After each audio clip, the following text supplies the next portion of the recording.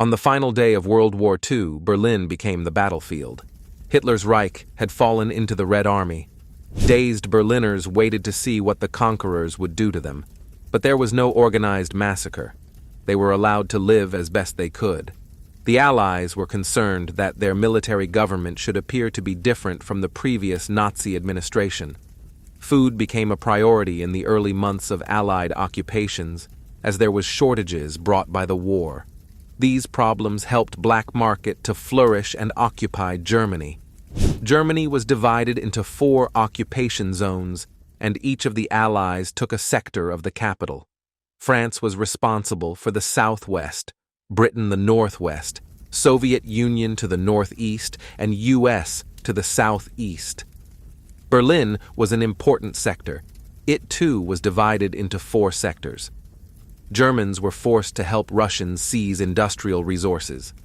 Not just machines, thousands of craftsmen and scientists were kidnapped and taken to the Soviet Union. Central Europe was reverting to the Dark Ages.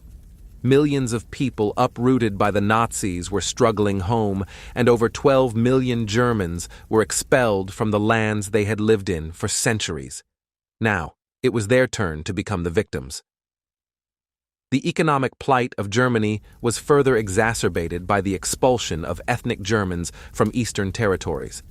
These were the largest movements of a single ethnic population to have ever happened in European history. Millions of Germans were expelled from Poland, Czechoslovakia, and Hungary. Contemporaries claimed these expulsions were necessary to prevent further ethnic violence. Further deaths were experienced during their journey either from hunger, cold, or Soviet bullets during the war. The Germans who remained in territories of the Soviets were deported to camps in Asia or Serbia, where they were used as forced labor. Soon it became apparent that the economic recovery of Europe could not go forward without the reconstruction of the German industrial base. In 1947, U.S. President Harry S. Truman rescinded harsh directives on national security grounds. These sentiments were compounded by rearming Germans as a potential ally against the Soviets. A currency reform, which had been prohibited under the Morgenthau Occupation Directive, introduced the Deutsche Mark. These developments enraged the Soviets, who withdrew from the Allied Council and ordered the blockade of Berlin.